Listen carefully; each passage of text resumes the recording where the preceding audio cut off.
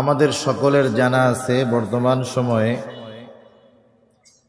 ফিলিস্তিনের নিরহ মজলুম মুসলমানদের উপরে ইসরায়েলিদের যেই বর্বর, অমানবিক, অমানসিক, অবর্ণনীয় যেই জুলুম অত্যাচার চলতেছে মজলুম মুসলমানদের উপরে, এটা ইতিহাসের অন্যতম এক নিকৃষ্ট ন্যাক্কারজনক ঘটনা এবং অধ্যায়, ঠিকই না বলেন?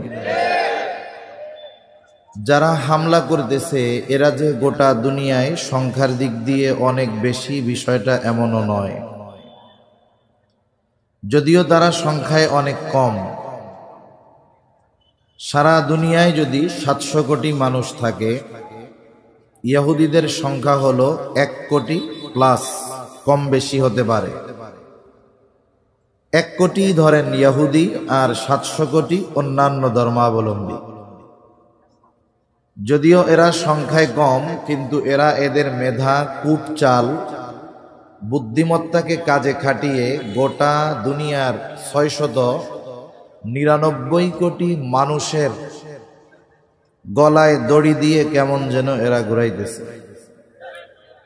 আজকে তাকায় দেখবেন 57টা মুসলিম দেশ, মুসলিম দেশগুলোকে আল্লাহ সুবহানাহু ওয়া তাআলা, বিশেষ করে মধ্যপ্রাচ্যের যে এই দেশগুলো আছে, আল্লাহ তাআলা মধ্যপ্রাচ্যের এই দেশগুলোকে সম্পদে ভরপুর আল্লাহ তাআলা করেছেন। এমন সম্পদ যেটা যে ইন্ডাস্ট্রি, ফ্যাক্টরির মাধ্যমে বানিয়ে এরপরে সম্পদ অর্জন করতে হয় এমন না, বরং খনিজ সম্পদ আল্লাহ তাআলা দান করেছেন।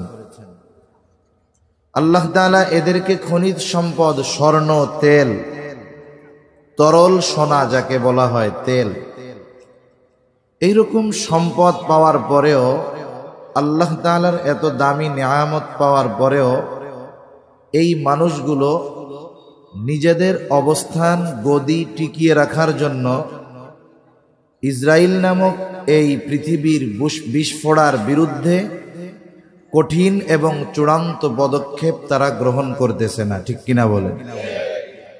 এটা আফসোসের ব্যাপার। যদি সমগ্র ইতিহাসকে আমরা সামনে আনি, যেই রেজাল্ট, যেই ফলাফল বের হবে, দেখা যাবে ফিলিস্তিনে ইহুদিদের অগ্রাসনের, তাদের এই অবৈধ মিশনের যেই সফলতা বা তারা যেই সামর্থ্য বা সফলতা অর্জন করেছে, এর জন্য সবচাইতে বড় দায়ী হবে মুসলিম নামধারী মুনাফিকগুলো, ঠিক কিনা বলে?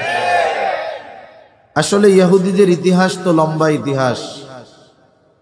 এই লম্বা ইতিহাস স্বল্প সময়ে বলার মতো কোনো সুযোগ নাই। এরপরেও আমরা জানি যে এই ইহুদিরা আল্লাহ তাআলার পক্ষ থেকে লানত-প্রাপ্ত, অভিশপ্ত। আল্লাহ তাআলা কোরআনুল কারীমের মধ্যে বলেন, ওয়াকালাতিল ইয়াহুদু ইয়াদুল্লাহি মাগলুলা গুল্লাত আইদিহিম ওয়ালুইনু বিমা ক্বালু। ওরা আল্লাহ তাআলার ব্যাপারে অপবাদ দিয়েছে যে আল্লাহ তাআলা রিক্ত হস্ত হয়ে গেছে, মানে আল্লাহ তাআলার সম্পদ হাত থেকে সব শেষ হয়ে গেছে। নাউজুবিল্লাহ। একথা তারা বলেছে, আল্লাহ তাআলার ব্যাপারে এমন অমূলক, অপবাদমূলক কথা তারা বলার ধৃষ্টতা প্রদর্শন করেছে। আল্লাহ তাআলা বলেন, ওয়ালুইনু বিমা ক্বালু, একথা যে তারা বলছে এজন্য তাদের উপরে আল্লাহ তাআলার লানত, তাদের উপরে লানত দিয়েছে পয়গম্বর আলাইহিস সালাম। ঈসা আলাইহিস সালামের মা, তিনি ওদের উপরে লানত দিয়েছেন। কেন এরা লানত প্রাপ্ত হবে না? কারণ পৃথিবীর একমাত্র জাতি এই ইহুদি, যারা নবীদেরকে হত্যা করেছে নৃশংসভাবে। নবীদের হত্যা করতেও ওদের হাত, হৃদয় একটুও কাঁপে নাই। এই জন্য এই জাতির ব্যাপারে প্রতিদিন প্রতি রাকাত নামাজের মধ্যে সূরা ফাতিহা পড়া হয়। ইমামের পেছনে যখন পড়া হয়, ইমামের কেরাত হলো মুসল্লির কেরাত। একা যখন পড়া হয়, সূরা ফাতিহা পড়া হয়।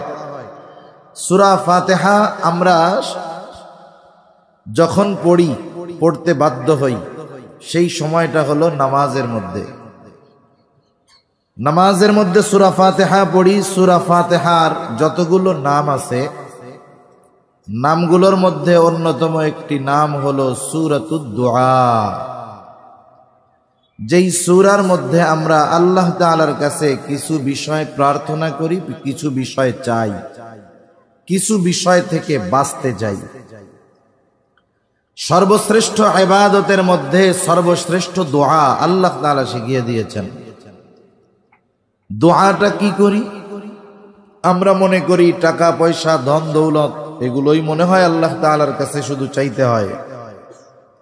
বিষয়টা এমন নয়, বরং আল্লাহ তাআলার কাছে আমরা সর্বশ্রেষ্ঠ দোয়া করি। সর্বশ্রেষ্ঠ দোয়া সর্বশ্রেষ্ঠ ইবাদতের মধ্যে দোয়াটা হলো কি? ইহদিনাস সিরাতাল মুস্তাকিম। আমরা আল্লাহ তাআলার কাছে সিরাতে মুস্তাকিমের উপরে অটল অবিচল থাকার জন্য আল্লাহ তাআলার কাছে সাহায্য চাই। বলি, আল্লাহ আপনি আমাদেরকে সিরাতে মুস্তাকিমের পথদর্শন দেন, পথ নির্দেশনা দেন। সাথে সাথে তাদের পথ থেকে বাঁচতে চাই। তারা কারা? গায়রিল মাগদুবি আলাইহিম ওয়ালাদ-দাল্লিন। যারা আপনার অভিশাপপ্রাপ্ত, যারা পথভ্রষ্ট, এদের পথ থেকে আমরা বাঁচতে চাই, আপনার আশ্রয় চাই, যে এদের পথের পথিক যেন আমরা না হই। আল্লাহ সুবহানাহু ওয়া তাআলা ইহুদি এবং খ্রিস্টানদের পথ থেকে বাঁচার জন্য সূরা ফাতিহার মধ্যে সর্বশ্রেষ্ঠ ইবাদতে সর্বশ্রেষ্ঠ দোয়া হিসাবে আল্লাহ তাআলা এটাকে অভিহিত করেছেন। এই ইহুদিরা অভিশপ্ত কেন? কোরআন হাদিসের মধ্যে তারা অভিশপ্ত হওয়ার অনেকগুলো কারণ পাওয়া যায়। আমি যেই আয়াতগুলো আপনাদের খেদমতে তিলাওয়াত করেছি, আয়াতটা, এই আয়াতের আলোকে কয়েকটা বিষয় তারা অভিশপ্ত হওয়ার কারণগুলো, এই অভিশপ্ত হওয়ার কয়েকটা বিষয় নিয়ে আমি ইনশাআল্লাহ আলোচনা করব, আল্লাহ তাআলা যদি তৌফিক দান করে। সর্বপ্রথম আমাদের এই দৃঢ় প্রতিজ্ঞাবদ্ধ হতে হবে এই বিষয়ে যে তারা যেই বিষয়গুলোর কারণে অভিশপ্ত হয়েছে, আমাদের মধ্যে যদি ওই বিষয়গুলো থাকে আমরা ওগুলো নিজেদের থেকে বাহির করে দিব ইনশাআল্লাহ। মূল কথা বোঝার আগে কয়েকটা কথা আমরা একটু খেয়াল দিয়ে শুনলে বাকি কথা বুঝতে সহজ হবে ইনশাআল্লাহ। মুসলিম মিল্লাতের পিতা হলেন ইব্রাহিম আলাইহিস সালাতু ওয়াস সালাম। মিল্লাতা আবিকুম ইব্রাহিম হুয়া সাম্মাকুমুল মুসলিমিন। মুসলিম মিল্লাতের পিতা ইব্রাহিম আলাইহিস সালাম, তিনি আমাদের নাম রেখেছেন মুসলমান। ইব্রাহিম আলাইহিস সালাতু ওয়াস সালামের জন্মস্থান হলো ইরাকে। মূল কথাগুলো শুধু আপনাদের খেদমতে তুলে ধরব। ওখান থেকে আল্লাহ রাব্বুল আলামিনের নির্দেশে তিনি হিজরত করেছেন শাম দেশে। শাম বলতে আমরা অনেক সময় বুঝি শুধু মনে হয় সিরিয়া, তা না। শাম দ্বারা উদ্দেশ্য সিরিয়া, ফিলিস্তিন পুরাটাই। আল্লাহ সুবহানাহু ওয়া তাআলা ইব্রাহিম আলাইহিস সালাতু ওয়াস সালামকে সন্তান দেন না। এক সময় তিনি জানতে পারলেন যে তার স্ত্রী সারা তিনি বন্ধা। সারার একজন খাদেমা ছিল হাজেরা আলাইহিস সালাম। তিনি তাকে আজাদ করে ইব্রাহিম আলাইহিস সালাতু ওয়াস সালামের সাথে বিবাহ দিলেন। ৮৬ বছর বয়স পর্যন্ত ইব্রাহিম আলাইহিস সালাম শুধু দোয়া করেছে, রব্বি হাবলি মিনাস সালিহিন, আল্লাহ আপনি আমাকে একটা নেককার সন্তান দান করেন। ইব্রাহিম আলাইহিস সালাতু ওয়াস সালাম সন্তান যখন হয় না, সন্তান কার কাছে চাইছে? আর একটু জোরে বলেন, কার কাছে? আল্লাহ তাআলার কাছে। আমাদের দেশে সবাই না, তবে অনেক মানুষ সন্তান যদি না হয় এরা আল্লাহর কাছে চাওয়া বাদ দিয়ে এরা পীরের কাছে, বাবার কাছে, মাজারের কাছে চায়। এমন লোক তো আমাদের দেশে কম না? অনেক অনেক। মাজারে গিয়ে ছেলে চায়, সন্তান চায়, এটা ঠিক না। কিছু বিষয় আছে যেগুলো দেওয়ার একমাত্র ক্ষমতা হলো আল্লাহ তাআলার। ওই জিনিসগুলো আল্লাহ তাআলা দুনিয়ার কোনো মানুষকে দেওয়ার ক্ষমতা দেয় নাই। এইরকম কিছু বিষয় আছে যেগুলো আল্লাহ তাআলাই দেন। ওই ধরনের কোনো বস্তু যদি কেউ এই বিশ্বাস করে যে আল্লাহ ব্যতীত অন্য কেউ দেওয়ার ক্ষমতা রাখে, আর এই বিশ্বাস মনে পোষণ করে তার কাছে চায়, তার বেঈমান হতে আর বাকি থাকে না। সেজন্য সন্তান যাদের হয় না চিকিৎসা করাবে, এটা সুন্নাত। চিকিৎসা করানো সুন্নাত। তবে চিকিৎসক এবং চিকিৎসার উপরে তার ভরসা হবে না, ভরসা কার উপরে হবে? আল্লাহ তাআলার উপরে। ইব্রাহিম আলাইহিস সালাতু ওয়াস সালামের সন্তান হয় না, তিনি সন্তান চাইছেন আল্লাহ তাআলার কাছে, চাইছেন ছেলে। মুফাসসিরিনে কেরাম বলেন এজন্য আল্লাহ তাআলার কাছে ছেলে সন্তান চাওয়া এটা ইব্রাহিম আলাইহিস সালামের সুন্নাত। তবে চেয়েছে ছেলে, আল্লাহ তাআলা দিয়েছে মেয়ে, রাগ হওয়া যাবে? কারণ আমরা যাই চাই, কিন্তু কোনটা দিবেন এই সিদ্ধান্ত কার? আল্লাহ তাআলা। আল্লাহ তাআলা বলেন ইয়াহাবু লিমান ইয়াশাউ ইনাসা ওয়া ইয়াহাবু লিমান ইয়াশাউ যুকুর আও ইউযাউযুহুম যুকরানা ওয়া ইনাসা ওয়া ইয়াজআলু মান ইয়াশাউ আকীমা। আল্লাহ তাআলা যাকে চান তাকে ছেলে দেন, যাকে চান মেয়ে দেন, যাকে চান উভয়টা দেন, যাকে চান কোনোটাই আল্লাহ তাআলা দেন না। তাই ইব্রাহিম আলাইহিস সালাম ছেলে চাইছেন, ৮৬ বছর বয়সে আল্লাহ তাআলা ওনাকে ছেলে সন্তান দিয়েছে। ইসমাইল আলাইহিস সালাতু ওয়াস সালাম। স্বাভাবিক, যাদের ঘরে একাধিক স্ত্রী আছে, সতীনের ঘর, যতই নেককার মহিলা হোক আর দিনদার মহিলা হোক, সতীনের ঘর করা এটা খুবই কঠিন ব্যাপার, ঠিক কিনা? সারা আলাইহিস সালাম যখন দেখলেন হাজেরার সন্তান হয়েছে, স্বাভাবিক যার সন্তান হয়েছে তার দিক একটু দৃষ্টি বেশি যেতেই পারে। অনেকগুলো কারণকে সামনে রেখে মূল কারণ আল্লাহ তাআলার নির্দেশ। ইব্রাহিম আলাইহিস সালাম ওই দুগ্ধপোষ্য শিশু ইসমাইল আলাইহিস সালাম এবং হাজেরাকে নিয়ে পথ চলা শুরু করলেন। সেই সামদেশ থেকে পথ চলতেছে, কোথায় গন্তব্য, কোথায় পথের শেষ ইব্রাহিম আলাইহিস সালামও নিজেও জানেন না। যিনি জানেন তিনি কে? আল্লাহ। ওনারা চলতে চলতে অতিক্রম করে ফেলেছেন প্রায় ১৫০০ কিলোমিটার। পৌঁছাইলেন কোথায়? বর্তমান বাইতুল্লাহ যেখানে, ওইখানে। নূহ আলাইহিস সালাতু ওয়াস সালামের মহাপ্লাবনের পর বাইতুল্লাহ বেশ ক্ষতিগ্রস্ত হয়েছে, শুধু একটা উঁচু বালুর ডিবি ছিল, আর কিছুই ছিল না। ওইখানে যখন উনি পৌঁছাইলেন, পথিমধ্যে বারবার হাজেরা আলাইহিস সালাম জিজ্ঞাসা করে আমাদের গন্তব্য কোথায়, উনি কিছু বলেন না। সর্বশেষ ইব্রাহিম আলাইহিস সালাম আল্লাহর নির্দেশে ওখানে স্ত্রী সন্তানকে রেখে একটু খাবার পানি আর কিছু খেজুর দিয়ে রওনা হয়ে যাবে। জনমানবহীন প্রান্তর, উর্বর সুজলা সুফলা, এমন নয় যে গাছগাছালি ফল ফলাদি আছে, এমনও নয়।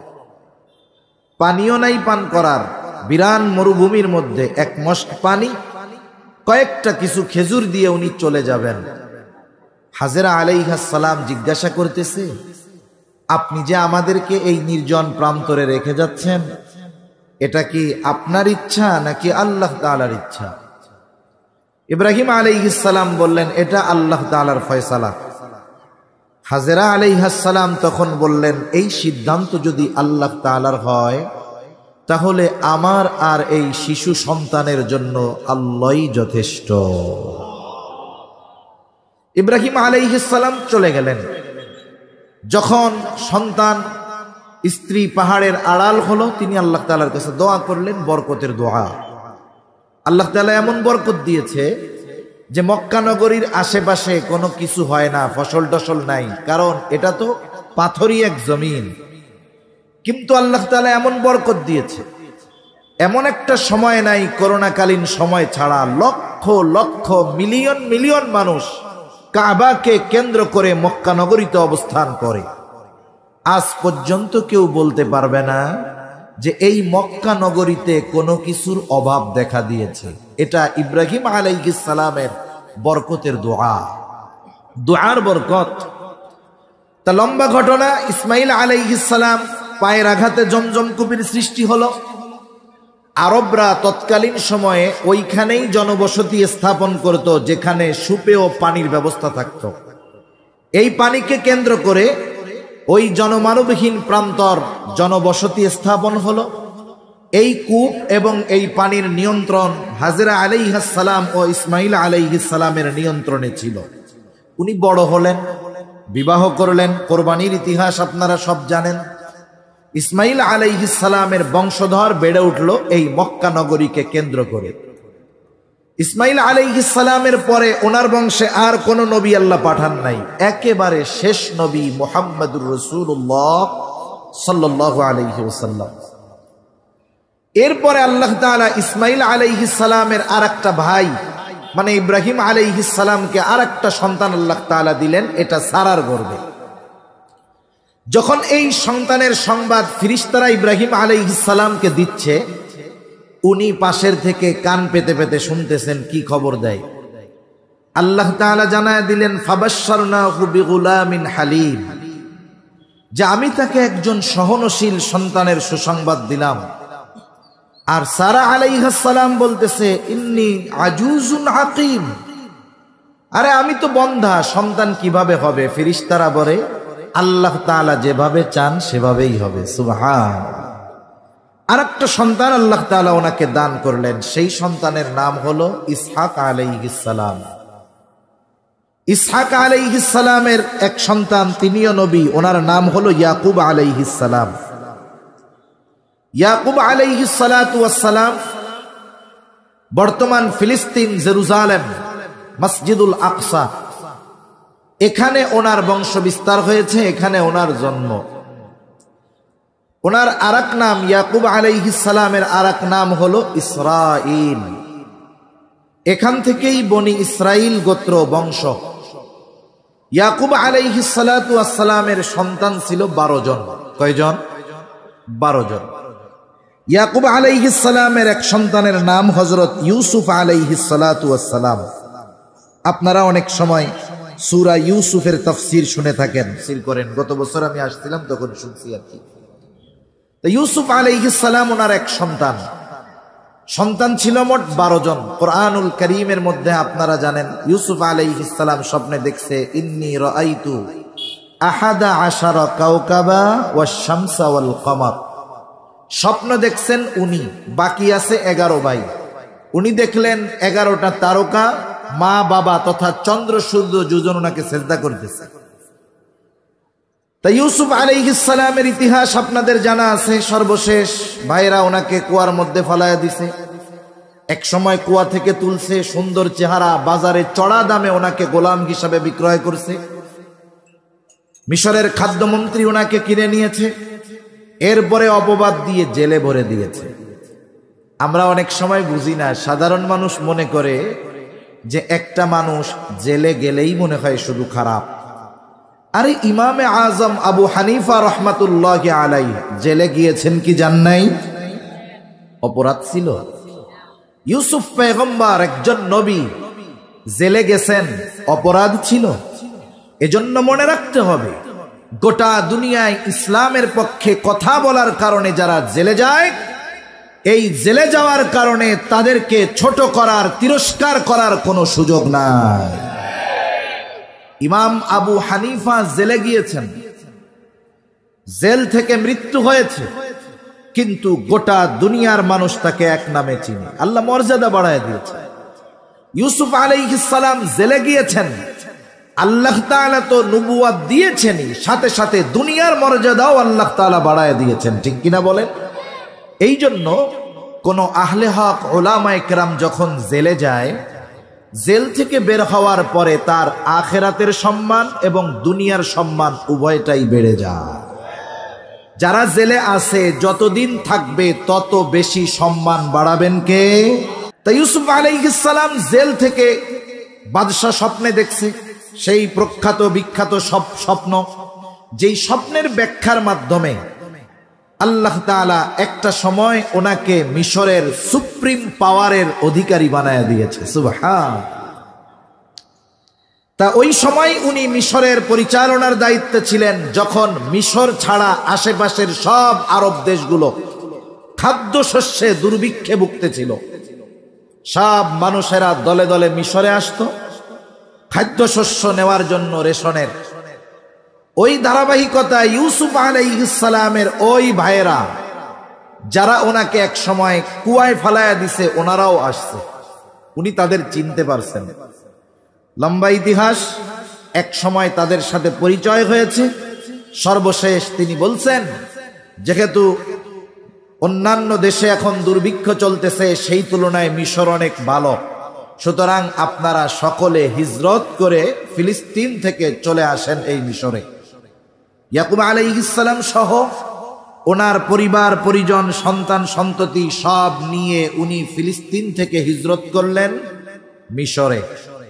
তাহলে একথা হয়তো আপনারা বুঝতে পেরেছেন যে বনি ইসরাইলের আদি নিবাস তথা ইয়াকুব আলাইহিস সালামের বনি ইসরাইলের আদি নিবাস ছিল এই ফিলিস্তিন, জেরুজালেম।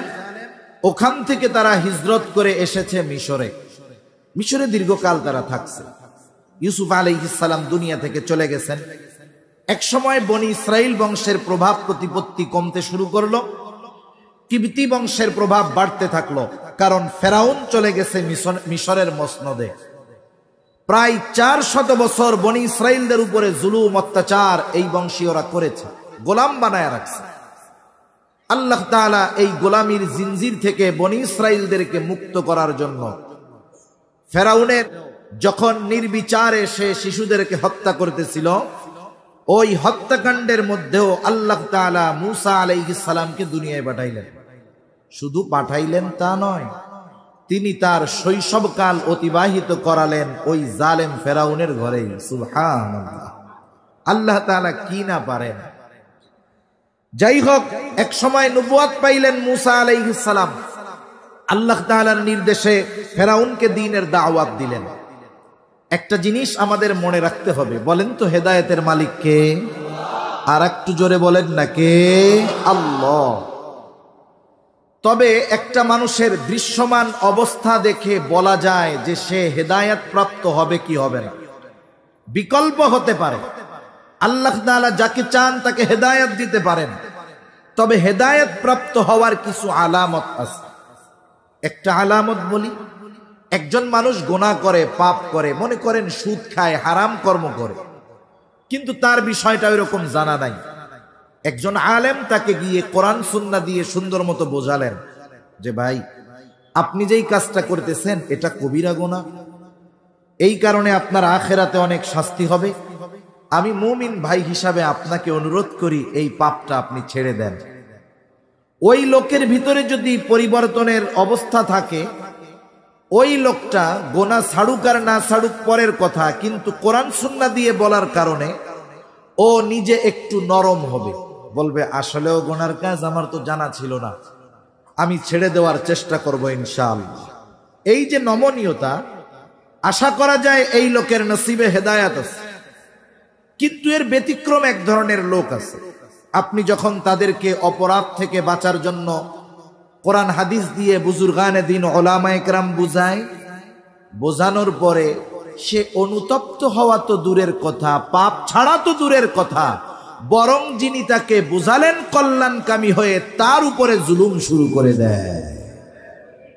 আল্লাহ চাইলে হেদায়েত হতে পারে, কিন্তু বাস্তব অবস্থা বলে এই লোকের হেদায়েত কঠিন।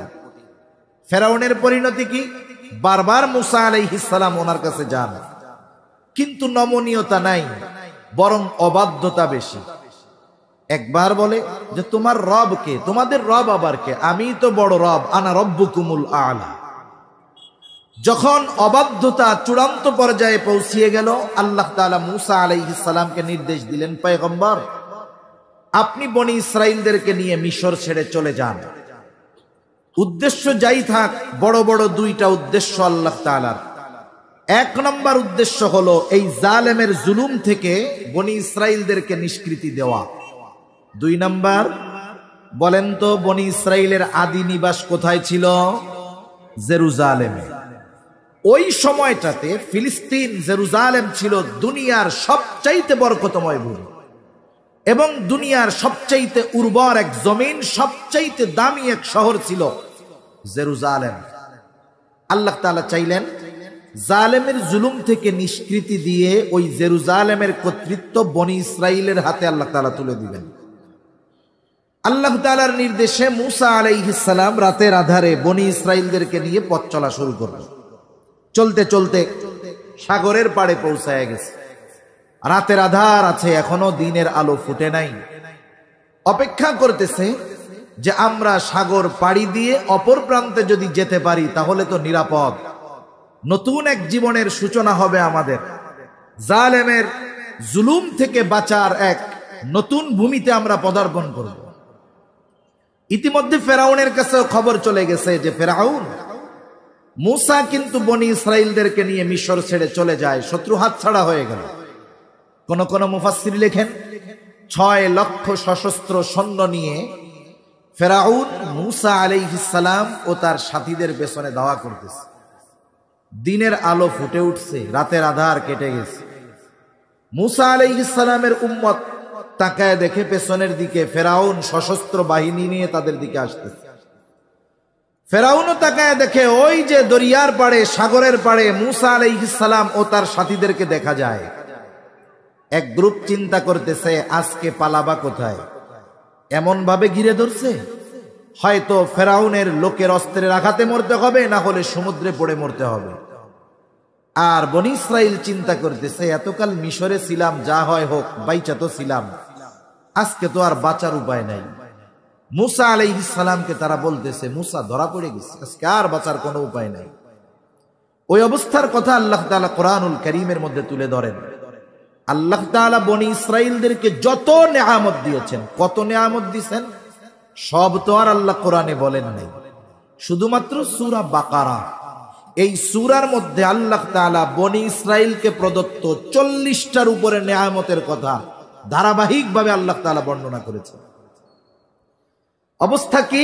আল্লাহ তাআলা সে অবস্থার কথা কোরআনুল কারীমের মধ্যে বর্ণনা করেন। আল্লাহ তাআলা বলেন, فَلَمَّا تَرَاءَى الْجَمْعَانِ قَالَ أَصْحَابُ مُوسَى إِنَّا لَمُدْرَكُونَ। আল্লাহ রাব্বুল আলামিন বলেন, যখন এক দল অপর দলকে দেখতে পাইল, قَالَ أَصْحَابُ مُوسَى إِنَّا لَمُدْرَكُونَ।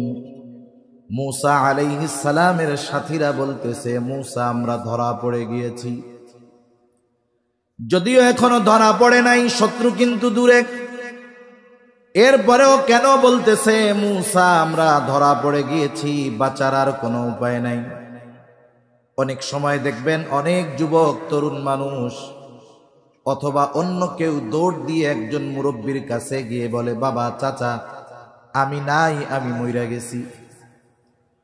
বলেন তো, একজন লোক যদি মরে যায় তাইলে আর একজনের কাছে গিয়ে সে কি বলতে পারে নাকি আমি মইরা গেছি? বলতে পারে নাকি? কিন্তু কেন বলে? আসন্ন বিপদের ভয়াবহতা অনুধাবন করে অনেক সময় মানুষ বলে চাচা আমি শেষ, আমি মইরাই গেছি। বনি ইসরাইলও আসন্ন বিপদের ভয়াবহতা অনুধাবন করে হয়তো ফেরাউনের হাতে মরতে হবে, না হলে সমুদ্রে পড়ে মরতে হবে। এই জন্য ধরা না পড়েও বলতেছে মূসা আমরা ধরা পড়ে গিয়েছি।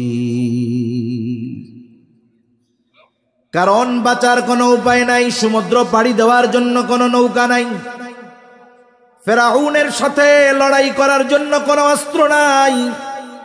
এতকাল তো বেঁচে ছিলাম, আর এখন বাঁচার কোনো উপায় নাই। মূসা আলাইহিস সালাতু ওয়াস সালাম হলেন বনি ইসরাইলদের নেতা। প্রত্যেকটা নবী তার উম্মতের নেতা। দুনিয়ার নেতা যে হয় হোক, মুমিনের প্রকৃত নেতা হলেন মুহাম্মাদুর রাসূলুল্লাহ। আল্লাহর কসম করে বললে ভুল হবে না, দুনিয়ার সাধারণ নেতা দুনিয়ার সব বিপদ থেকে আমাদের বাঁচাতে পারে না। অনেক সময় দুনিয়ার কর্মীরা যদি বিপদে পড়ে নেতা আগে পালায়া যায়, ঠিক কিনা বলে? কিন্তু মানুষের জীবনের সবচাইতে বড় মুসিবত হবে কিয়ামতের দিন। ওই দিন আমার আপনার নেতা যদি মুহাম্মাদুর রাসূলুল্লাহকে বানায় নিতে পারি, ওই মুসিবতের দিন বাবা চিনবে না, সন্তান চিনবে না, মা চিনবে না, কিন্তু আমাদের প্রকৃত নেতা মুহাম্মাদুর রাসূলুল্লাহ, তার একটা উম্মত হাসরের ময়দানে থাকতে তিনি নিজে জান্নাতে যাবে না।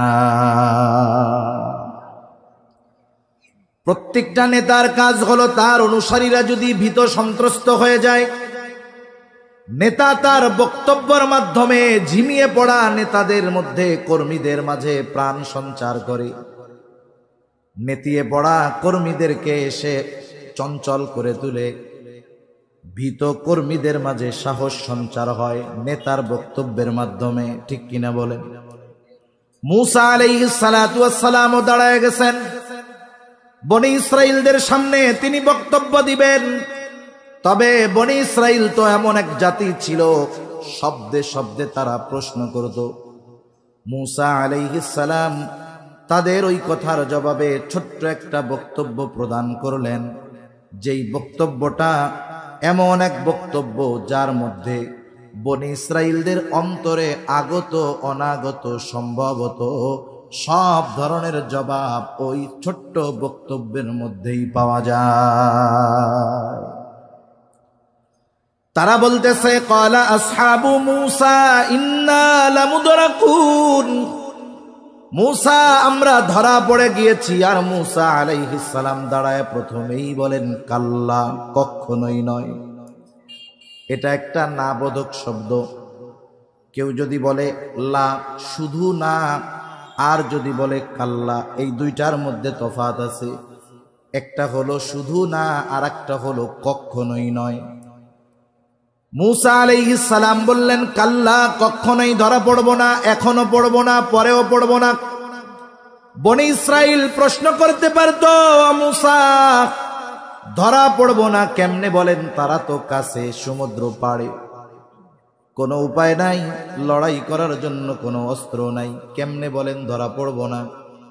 কেমন যেন মূসা আলাইহিস সালাম তারা প্রশ্ন করার আগে জবাব দিয়ে বললেন, শোনো, ওদের সাথে যা থাকে থাক, ওদের সাথে অস্ত্র থাক, লোকবল থাক, আমার সাথে যদিও এই সব নাই, ইন্না মাইয়া রব্বি, আমার সাথে আমার রব আছে। রব যদি সাথে থাকে, দুনিয়ার সব যদি বিপক্ষে চলে যায়, তাতে কিছু আসে যায় না। ওদের সব আছে, আমার কে আছে বলেন? আরো জোরে, কে? রব আছে। হিজরতের সময় রাসূলুল্লাহ সাল্লাল্লাহু আলাইহি ওয়াসাল্লাম মক্কা থেকে মদিনা হলো উত্তর দিকে। নবীজি কৌশলগত কারণে রওনা দিলেন দক্ষিণ দিকে।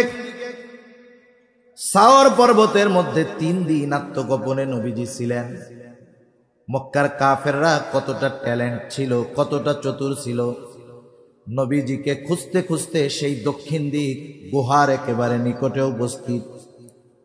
আবু বকর সিদ্দিক রাদিয়াল্লাহু তাআলা আনহু বলেন, আমি আমার নিজের কানে স্পষ্টভাবে সকলের গলার আওয়াজ শুনতে পাচ্ছিলাম, তারা আমাদেরকে খুঁজতেছে।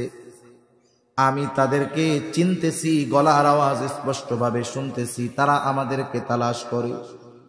তাদের বেশি দূরে যাওয়া লাগতো না, তারা যদি শুধু তাদের নিজেদের পায়ের দিকে তাকাইতো, আমাকে আর রাসূলুল্লাহ সাল্লাল্লাহু আলাইহি ওয়াসাল্লামকে দেখে ফেলতে পারতো। এত কাছে শত্রু। আবু বকর সিদ্দিক রাদিয়াল্লাহু তাআলা আনহুর চেহারার মধ্যে চিন্তার ছাপ।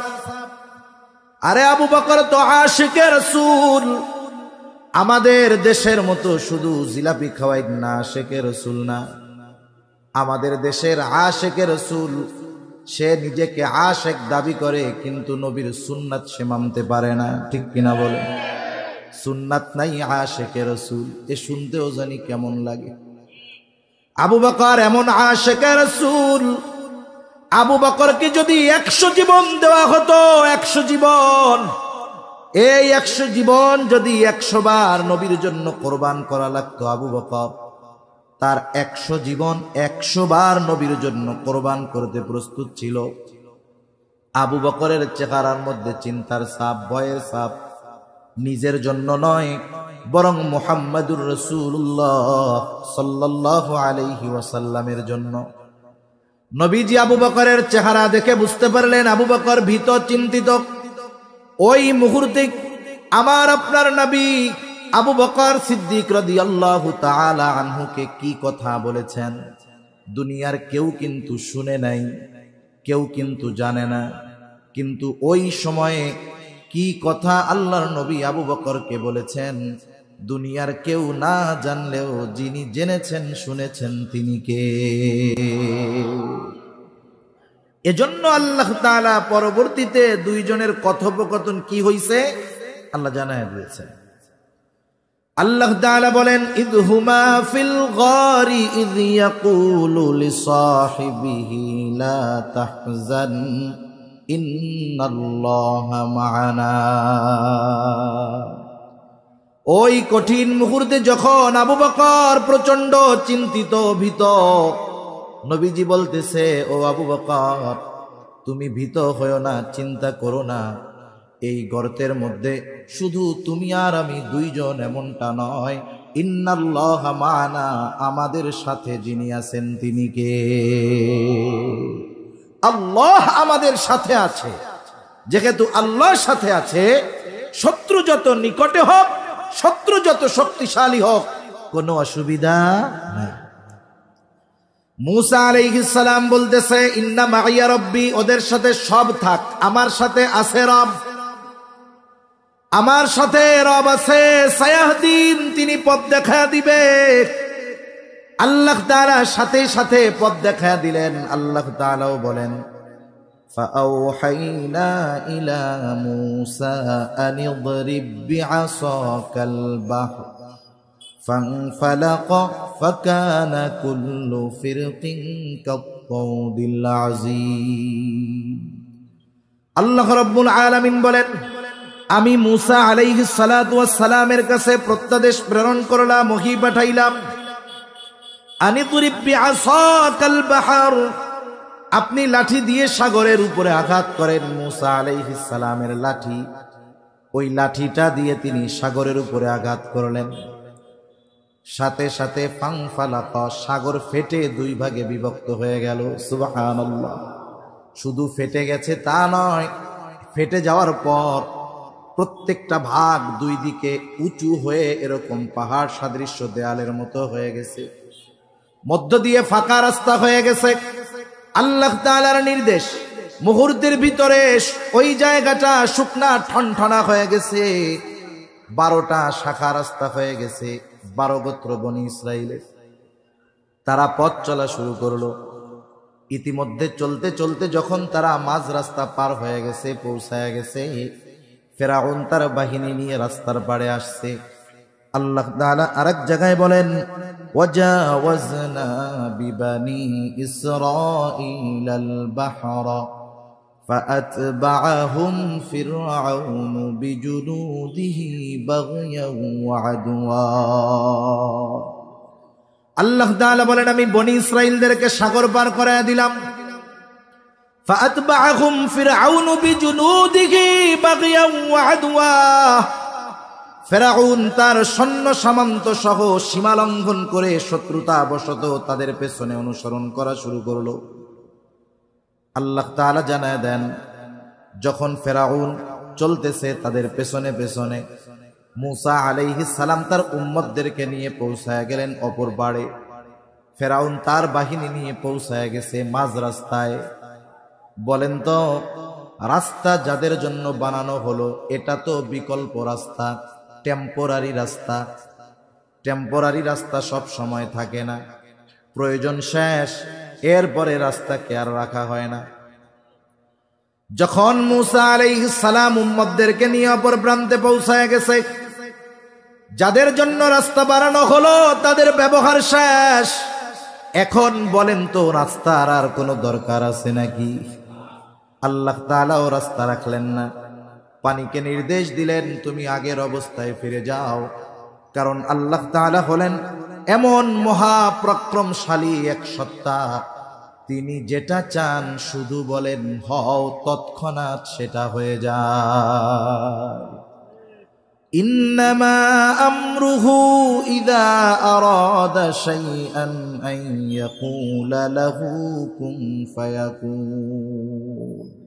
আল্লাহ তাআলা যেটা এরাদা করেন, যা ইচ্ছা করেন, শুধু বলেন কুন হও ফায়াকুন, সাথে সাথেই সেটা হয়ে যায়।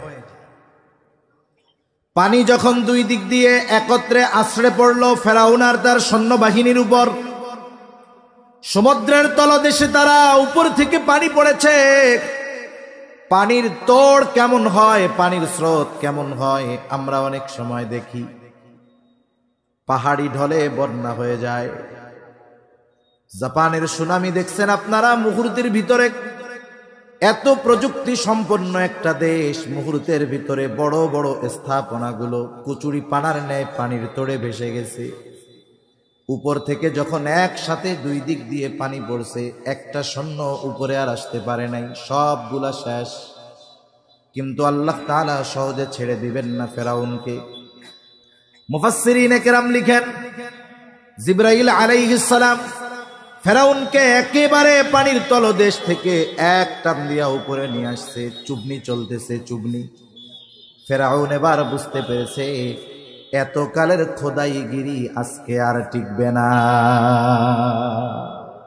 আজকে আর টিকবে না, খোদাইগিরি সব শেষ। এখন কি করতে হবে ও চিন্তা করতেছে, ঈমান আনলে হয়তো আল্লাহ তাআলা ছেড়ে দিতে পারে। ফেরাউন ঘোষণা করতেছে, হাত্তা ইদা আদরাকাহুল গরক ক্বালা আমানতু আন্নাহু লা ইলাহা ইল্লাল্লাযী আমানাত বিহি বানু ইসরাঈল ওয়া আনা মিনাল মুসলিমিন। ফেরাউন বলে, আমি ঈমান আনলাম বনি ইসরাইল যার উপরে ঈমান আনছে, আমি তো মুসলমানদেরই একজন। বাস্তবতা হলো আল্লাহ তাআলা যখন কোন কওম, যখন কোন সম্প্রদায়ের উপরে আযাব দেন, গজব দেন, আযাব গজব যদি এসে পড়ে, আযাব গজব আসার পরে ঈমান আনলে ঈমান কবুল হয় না। হযরত ইউনূস আলাইহিস সালাতু ওয়াস সালামের সম্প্রদায় যখন দিন যায় তাদের অবাধ্যতার মাত্রা বাড়ে। আল্লাহ তাআলার পক্ষ থেকে ঘোষণা আসলো, পয়গম্বর ইউনূস আপনি আপনার সম্প্রদায়কে জানায় দেন 3 দিন পরে তাদের উপরে গজব আসবে। আমি কিন্তু আগে বলছি হেদায়েতের মালিক আল্লাহ, কিন্তু অনেক সময় এমন হয় অবাধ্য যারা, এদেরকে যদি কঠোর কথা, কোরআনের কথা, হাদিসের কথা শোনানো হয়, অবাধ্যতা আরো বাড়ে। ইউনূস আলাইহিস সালাতু ওয়াস সালাম যখন আযাবের কথা বলছেন, ওই উনার সম্প্রদায় তারা আরো অবাধ্যতা বাড়ায় দিয়েছে, আল্লাহর আযাবের খবর নিয়ে মজা করা শুরু করছে। 2 দিন পার হয়ে গেছে, পরিবর্তন নাই, আরো দেখে তাদের টেম্পার বাড়ছে। ইউনূস আলাইহিস সালাতু ওয়াস সালাম আল্লাহ তাআলার পক্ষ থেকে কোন নির্দেশনা আসার আগে অতীতের বিষয়গুলোর উপরে কিয়াস করে উনি এলাকা ছেড়ে চলে গেলেন। কারণ আল্লাহ তাআলা যখন কোন সম্প্রদায়ের উপরে আযাব গজব দেওয়ার ইচ্ছা পোষণ করেন, ওইখানে যেই নবী থাকে আগে তাকে নিরাপদ স্থানে আল্লাহ সরায়া নেয়। এটা তো অতীত থেকে ধারাবাহিকতার ক্রমান্বয়ে হয়ে আসতেছে। ইউনূস আলাইহিস সালাম চিন্তা করলেন, আমার ক্ষেত্রেও তো এই একই নির্দেশনাই আসবে, যেহেতু এদের কোনো পরিবর্তনের ভাব নাই, আমি চলে যাই। উনি চলে গেছেন। সর্বশেষ যেই দিন গজব আসবে ওই দিন সকালে ইউনূস আলাইহিস সালামের সম্প্রদায় ইউনূস আলাইহিস সালামের বাড়িতে আসছে। ইউনূস আলাইহিস সালামের সম্প্রদায়ের দৈনন্দিন একটা কাজ ছিল, প্রতিদিন খাওয়া দাওয়ার পরে, ঘুম থেকে ওঠার পরে গোসল করে খাওয়া দাওয়া করে ইউনূস আলাইহিস সালামের বাড়িতে যাইত, ওনার সাথে মজা করত, কষ্ট দিত, এরপরে দিনের কাজ শুরু করত। প্রতিদিনকার নয়, দলে দলে যখন ইউনূস আলাইহিস সালামের বাড়িতে গেছে, আজকে গিয়া দেখে দরজাটা বন্ধ। ওরা চিন্তা করে, এতকাল ইউনূসকে কষ্ট দিলাম, ইউনূস কোনদিন আমাদের ছেড়ে যায় নাই, কোথায় গেল? কয়েকজনকে বলে, যাও আশেপাশে খোঁজ নিয়ে দেখে আসো ইউনূস কোথায়। ওরা আশেপাশে সব এলাকা খুঁজে আইসা বলে কোনো খবর নাই। ওদের অন্তরের মধ্যে ভয় ঢুকে গেল, চিন্তা করতেছে সত্যই মনে হয় গজব আসবে, এই জন্য আমাদেরকে ছেড়ে ইউনূস চলে গেছে। ওদের অন্তরের মধ্যে ভীতি সঞ্চার হলো। ওরা সকলে একত্রিত হয়ে আল্লাহ তাআলার কাছে ক্ষমা চাইলো, তওবা করলো, ঈমান আনলো। গজব আসার আগে ঈমান আনার কারণে ওই আসন্ন গজব আল্লাহ তাআলা তাদের থেকে উঠায়া নিয়ে গেল। তাহলে ইউনূস আলাইহিস সালামের সম্প্রদায়ের তওবা আল্লাহ কবুল করেছেন কেন? কারণ তারা গজব আসার আগে ঈমান আনছে। কিন্তু ফেরাউনের ঈমান কবুল হবে না কেন? গজব আসার পরে সে ঈমান আনার ঘোষণা দিয়েছে। আল্লাহ রাব্বুল আলামিন সেই জন্য বলেন ঈমান তো কবুল হবে না। আল আনা ওয়া ক্বাদ আসাইতা মিন ক্বাবলু ওয়া কুনতা মিনাল মুফসিদিন। তুমি এর পূর্বে জমিনের মধ্যে বিশৃঙ্খলা সৃষ্টি করেছ, এখন যখন বিপদে পড়ছো ঈমান আনার ঘোষণা দাও, ঈমান কবুল হবে না। তবে শুনে রেখো তোমার পরিণতি কি হবে। ফাল ইয়াউমা নুনাজ্জিকা বিবাদানিকা লিতাকুনা লিমান খালফাকা আয়া। আল্লাহ তাআলা বলেন আমি আজকে তোমার দেহকে সংরক্ষণ করব। আজও ফেরাউনের দেহ মিশরের জাতীয় জাদুঘরে আছে না নাই?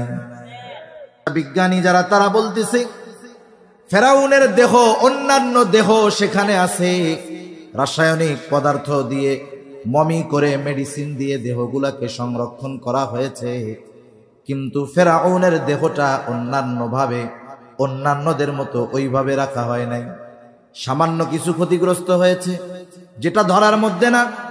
অনেক বেশি রাসায়নিক পদার্থ দেওয়া লাগে নাই। হাজার হাজার বছর ওই সমুদ্রের তলদেশে ফেরাউনের দেহ ছিল, মাছেও খায় নাই, পচনও ধরে নাই। কারণ ওই দেহটাকে সংরক্ষণ করার দায়িত্ব নিয়েছিলেন কে? কেন সংরক্ষণ করলেন? সংরক্ষণ করার কারণ আল্লাহ তাআলা বলেন লিতাকুনা লিমান খালফাকা আয়া, যাতে করে তুমি তোমার পরবর্তীদের জন্য নিদর্শন হও। যেমন আগের ঘটনাকে কেন্দ্র করে পরবর্তী মানুষগুলো সতর্ক হয়, ঠিক না? আগের ঘটনাকে মানে অতীতের ঘটনাকে কেন্দ্র করে ভবিষ্যতের মানুষজন সতর্ক হয়। সতর্ক মানুষ যেন ফেরাউনের এই করুণ পরিণতি থেকে শিক্ষা নেয় যে একটা মানুষের ক্ষমতা যত হোক এটা চিরস্থায়ী নয়।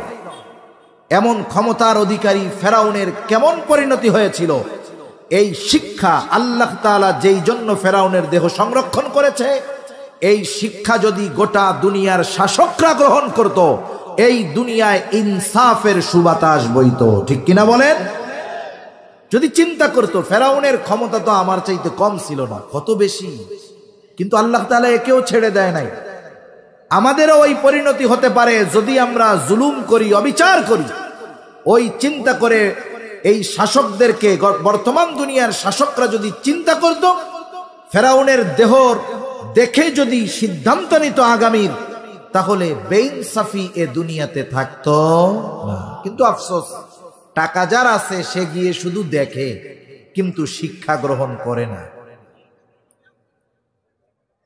আল্লাহ রাব্বুল আলামিন ফেরাউনের শরীর সমাধি ঘটল, অপর পারে দাঁড়ায়া দাঁড়ায়া মূসা আলাইহিস সালাম তার উম্মতেরা নিজ চোখে দেখছে।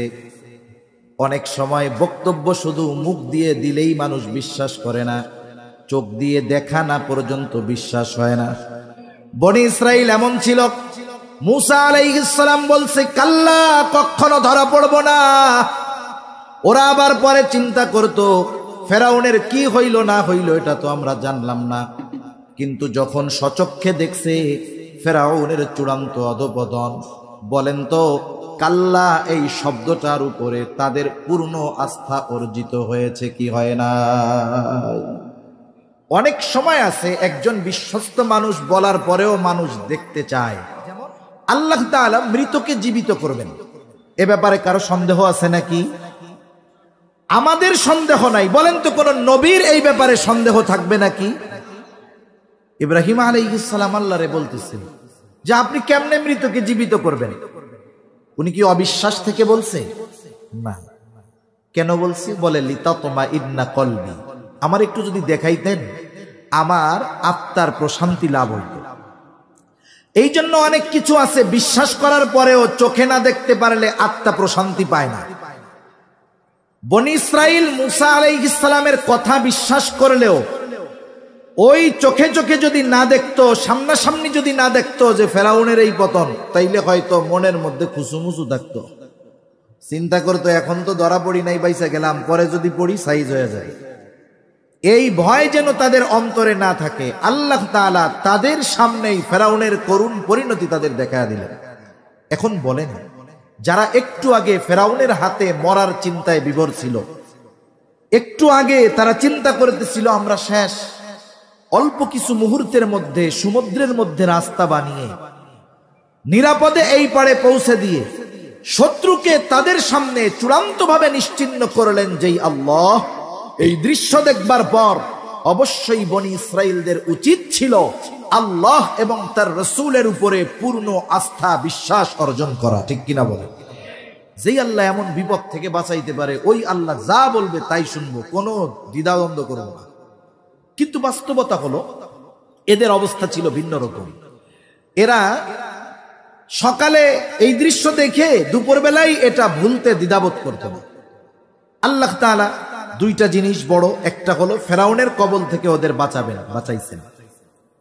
দ্বিতীয় বিষয়, আল্লাহ তাআলা চাইছেন জেরুজালেম ফিলিস্তিনের কর্তৃত্ব আল্লাহ রাব্বুল আলামিন তাদের হাতে তুলে দিবেন। বাস্তবতা হলো দামি জিনিস যদি মানুষ বিনা পরিশ্রমে বিনা কষ্টে পেয়ে যায়, ওই দামি জিনিসের কদর মানুষ করতে পারে না। সমাজে অনেক মানুষ আছে, বাবা কষ্ট করে অঢেল সম্পদ গড়েছেন, এরপরে এক সন্তান 20 বছর ধরে বাবার গড়া সম্পদ 20 মাসও লাগে না শেষ করে ফেলে, ঠিক কিনা বলে? এটা দুনিয়ার এক নিজাম। আল্লাহ তাআলাও চাইলেন যে ওই সময়ের দুনিয়ার এক উর্বর জমিনের মালিকানা আমি আল্লাহ তাদের ফিরাইয়া দিব, যদি এমনেই দিয়া দেই মূল্যায়ন করবে না। আল্লাহ তাআলা জানাইলেন পয়গম্বর মূসা, এই জমিন আমি ওদেরকে দিব, এটা সুনিশ্চিত, তবে একটা কাজ করতে হবে। জেরুজালেমে তখন শাসন করত এক শক্তিশালী গোত্র, আমালিকা গোত্র। আপনি বনি ইসরাইলদেরকে তাদের সাথে জেহাদ করার নির্দেশ দিবেন, আর এই জেহাদে তারা যে জয়ী হবে এ ব্যাপারে কোনো সন্দেহ নেই। যতই শক্তিশালী হোক আমি আল্লাহ এদেরকে ওদের বিরুদ্ধে বিজয় দান করব। তা মূসা আলাইহিস সালাতু ওয়াস সালাম যুদ্ধের নির্দেশ দেওয়ার পূর্বে বনি ইসরাইলের 12 গোত্র থেকে 12 জনকে নির্ধারণ করলেন যে তোমরা 12 গোত্র থেকে 12 জন, প্রত্যেক গোত্রের সবচাইতে বিশ্বস্ত মানুষটা, এইরকম 12 গোত্র থেকে 12 জনকে নির্ধারণ করা হলো যে তোমরা একটু জেরুজালেমটা পরিদর্শন করে আসো, ওই জায়গার হালচাল বুঝে আসো যে কি অবস্থা ওইদিকে। 12 গোত্রের 12 জন গেছে। 12 জন যখন শহরের মধ্যে ঢুকছে, মনে করেন আপনি একটা অপরিচিত জায়গায় গেছেন, ইউরোপের কোন কান্ট্রিতে গেছেন বা আফ্রিকার কোন দেশে গেছেন।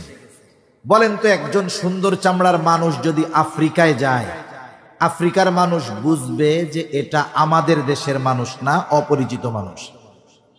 ওনারা 12 জন যখন তাদের শহরে ঢুকে হাঁটাহাঁটি করতেছেন, ওদের একজনের মনে সন্দেহ লাগছে, কিরে এরা তো আমাদের গোত্রের লোক না বা এলাকার লোক না, কোথার থেকে আসছে? এত শক্তিশালী ছিল আমালিকা গোত্রের লোক, ওই একজন বনি ইসরাইলের 12 জনকে একসাথে বেঁধে বাদশার সামনে নিয়ে গেছে। বাদশার কাছে যখন নেওয়া হলো, সভাসদদের সাথে পরামর্শ করতেছে বাদশা এদেরকে কি করা যায়। সবাই পরামর্শ দিয়েছে বাদশা এদের ছেড়ে দেন। কেন? বলে এদের যদি কোনো চিন্তাধারা থাকে যে আমাদের এই রাজ্য আক্রমণ করবে, এরা 12 জন গিয়ে যখন ওদের গোত্রের কাছে বলবে যে শোনো, ওরা এত শক্তিশালী যে ওরা একজনই আমাদের 12 জনকেই বেঁধে ফেলতে পারে, তাহলে ওরা স্বপ্নেও আমাদের বিরুদ্ধে যুদ্ধ করার কথা চিন্তা করবে না। এই চিন্তা করে বাদশা ওদের ছেড়ে দিয়েছে। ওরা 12 জন মূসা আলাইহিস সালামের কাছে গেছে, গিয়ে বলল সব কথা।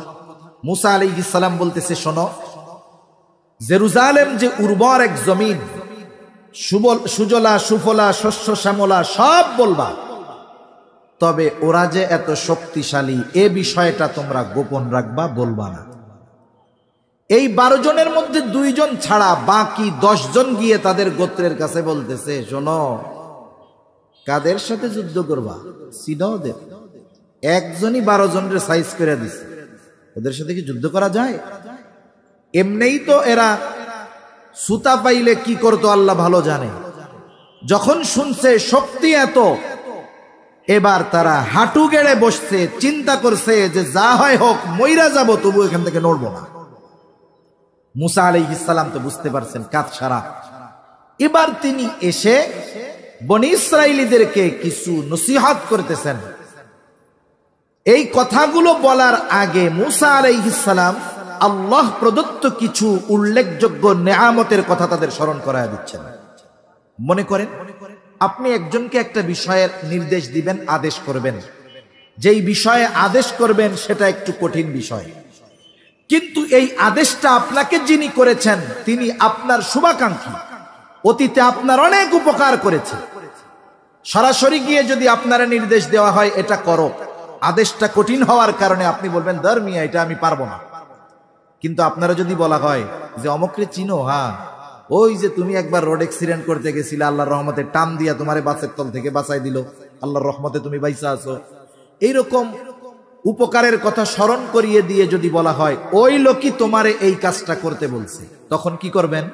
চিন্তা করবেন আমার প্রতি যার এত ইহসান, আমার প্রতি যার এত করুণা, যে আমাকে এত উপকার করছে, আমি তার জন্য এটা করতে সমস্যা কি? ঠিক কিনা বলেন? মুসা আলাইহিস সালাতু ওয়াস সালাম এই জন্য আগে বনি ইসরাইলদেরকে প্রদত্ত কিছু উল্লেখযোগ্য নিয়ামতের কথা ঘোষণা করতেছেন, এরপরে আদেশ দিয়েছেন। কি বলেন মুসা আলাইহিস সালাম? মুসা আলাইহিস সালাম বলতেছেন, وَإِذْ قَالَ مُوسَى لِقَوْمِهِ يَا قَوْمِ اذْكُرُوا نِعْمَةَ اللَّهِ عَلَيْكُمْ إِذْ جَعَلَ فِيكُمْ أَنْبِيَاءَ وَجَعَلَكُمْ مُلُوكًا।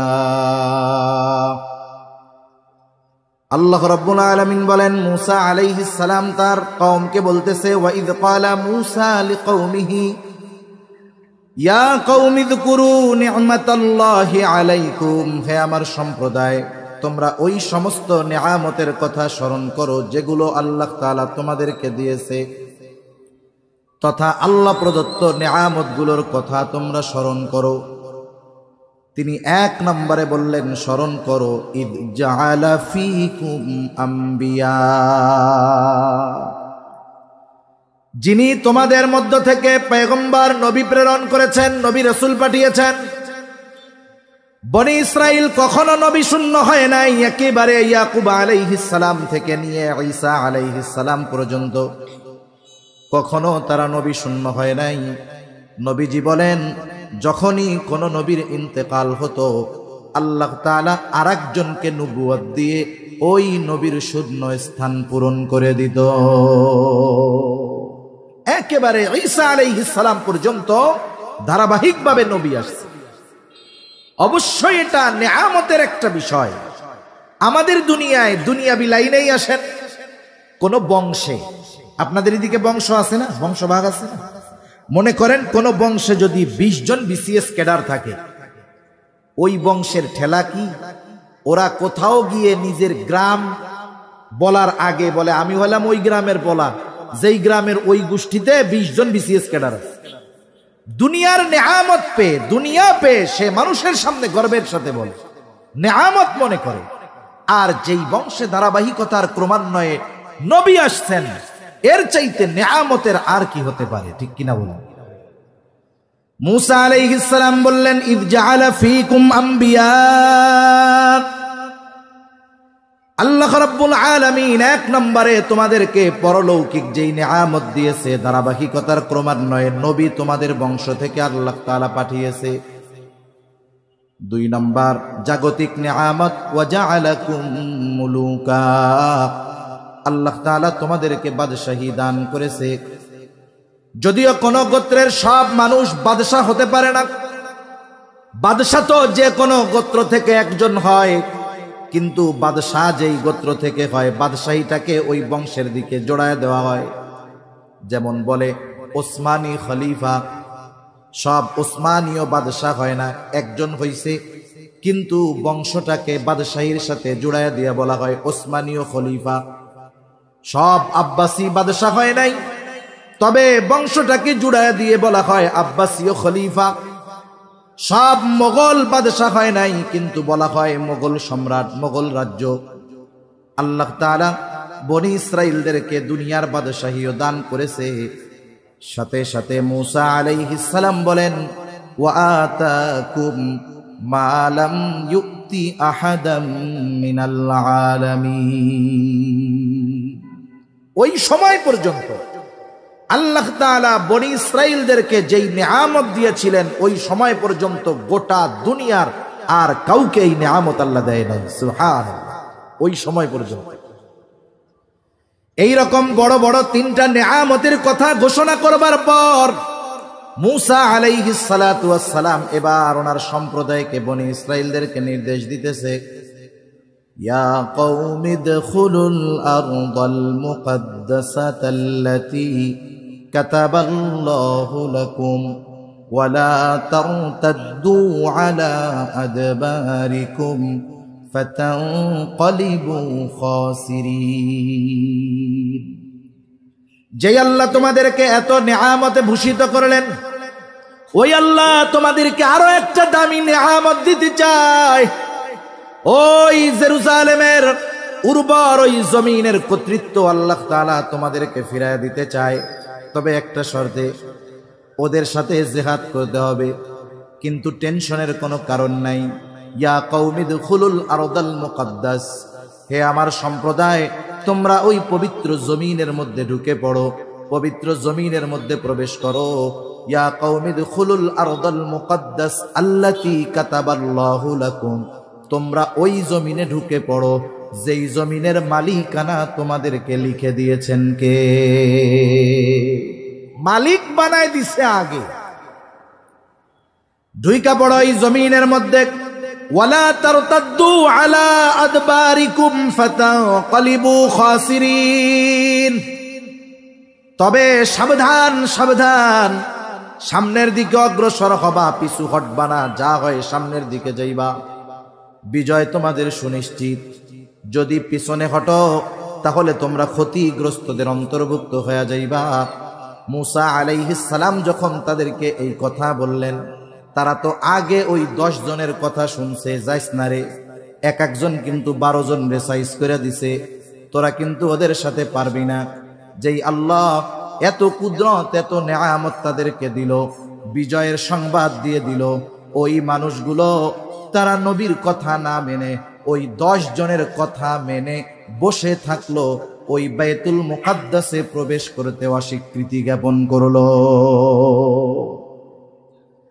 তারা এবার বলতেছে, ক্বালু ইয়া মূসা ইন্না লান নাদখুলাহা হাত্তা ইয়াখরুজু মিনহা ফাইন ইয়াখরুজু মিনহা ফাইন্না দাখিলুন। বলতেছে মূসা, আমরা ওইখানে কখনোই প্রবেশ করব না। হাত্তা ইয়াখরুজু মিনহা ফাইন ইয়াখরুজু মিনহা ফাইন্না দাখিলুন, তারা যতক্ষণ ওইখানে অবস্থান করবে আমরা ওইখানে প্রবেশ করব না। তারা যখন ওখান থেকে বের হবে এরপরেই আমরা ঢুকব। তাদের কথায় মূসা আলাইহিস সালাতু ওয়াস সালাম হতাশ হয়ে গেলেন। মূসা আলাইহিস সালাতু ওয়াস সালাম হতাশ হয়ে গেলেন। তিনি তাদেরকে আর কিছু বলেন না, কারণ অনেক সময় এমন হয় বাবা সন্তানকে বুঝাইতে বুঝাইতে ক্লান্ত, বলে আমি আর তোরে বুঝাইতে পারবো না, পাশের থেকে চাচা ঈশা বুঝায়। এইবার ওই 2 জন মানুষ, যেই 2 জন মূসা আলাইহিস সালামের কথা শুনে তাদের গোত্রের কাছে ওই কথা গোপন রাখছিল যে তারা এত শক্তিশালী, তাফসীরের মধ্যে এই 2 জনের নাম আসছে। একজন হলো ইউশা ইবনে নুন, আর একজন হলো কালেব। এই 2 আল্লাহর বান্দার কথা আল্লাহ বর্ণনা করেন।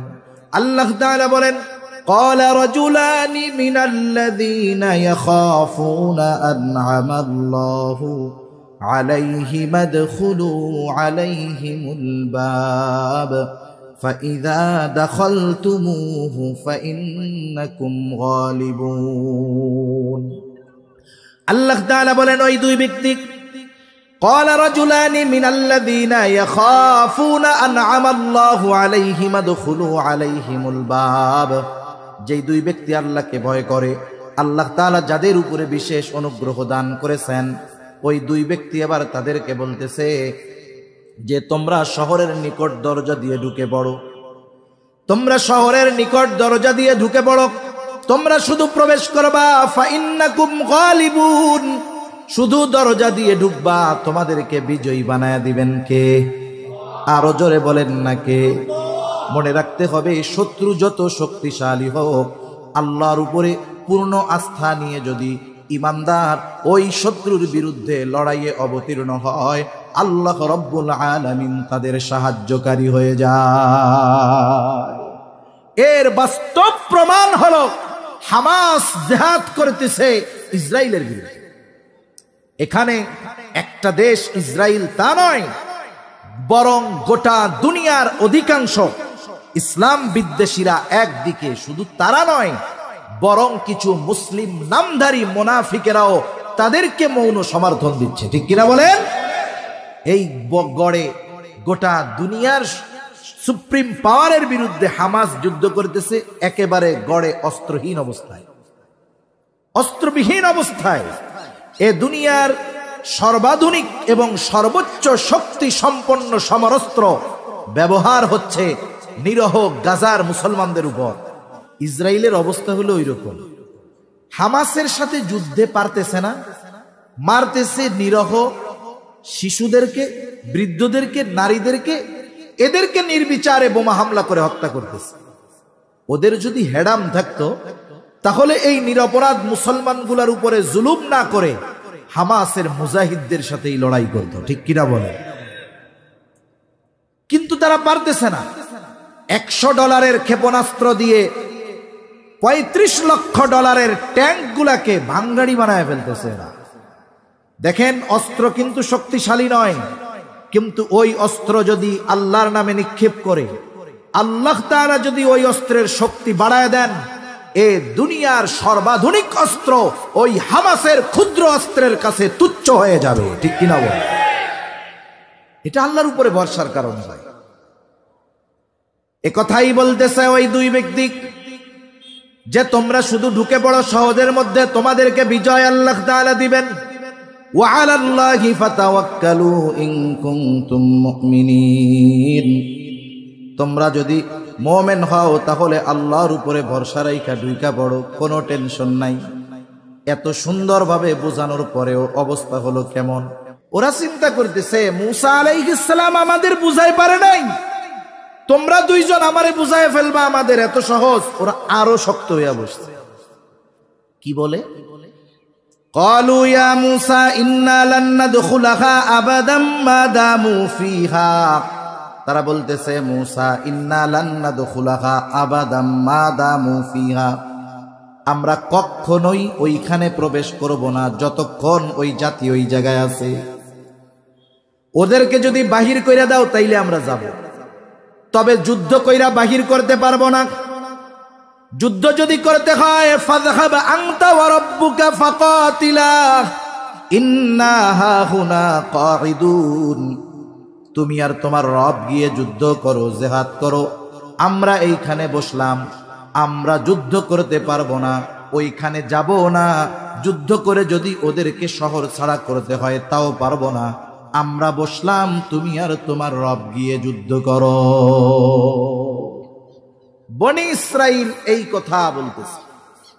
এই পর্যন্ত আমরা যে কথাগুলো বললাম এর মধ্যে বনি ইসরাইলের গুরুত্বপূর্ণ 3টি অপরাধ পাওয়া যায়। কয়টা অপরাধ? আরো আছে, ওগুলো থাক, গুরুত্বপূর্ণ 3টা। 1 নাম্বার, এরা ছিল চরম অকৃতজ্ঞ জাতি। আল্লাহ তাআলার নেয়ামতের কথা স্মরণ করায় দেওয়ার পরেও, নেয়ামত প্রাপ্ত হবার পরেও ওই আল্লাহর আনুগত্য থেকে তারা দূরে থেকেছে। ঠিক কিনা বলে? তাহলে এরা 1 নম্বরে চরম অকৃতজ্ঞ, 2 নম্বর অবাধ্য, আল্লাহর রাসূলের নির্দেশ মানে নাই, 3 নম্বর মানে তো নাই বরং পাল্টা জবাব দিয়েছে। এটা হলো সীমা লঙ্ঘনকারী। বনি ইসরাইল অবাধ্যতার পাশাপাশি চূড়ান্ত পর্যায়ের সীমা লঙ্ঘন তারা করছে।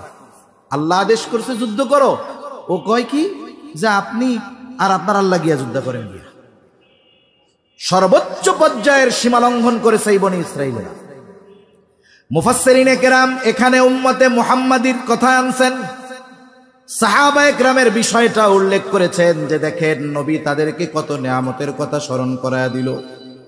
যুদ্ধ বিজয়ের সুসংবাদ আগাম দেওয়ার পরেও কিন্তু তারা যুদ্ধের ময়দানে যাইতে রাজি হয় নাই। কিন্তু রাসূলুল্লাহ সাল্লাল্লাহু আলাইহি ওয়াসাল্লামের উম্মত সাহাবায়ে কেরাম কেমন ছিল? বদরের যুদ্ধের ইতিহাস যাদের জানা আছে, প্রথমত এত বড় যুদ্ধ সংগঠিত হওয়ার বা যুদ্ধ করার কোনো পরিকল্পনা মুসলমানদের ছিল না। কিন্তু একটা পর্যায়ে যুদ্ধ না করে আর কোনো উপায়ও ছিল না।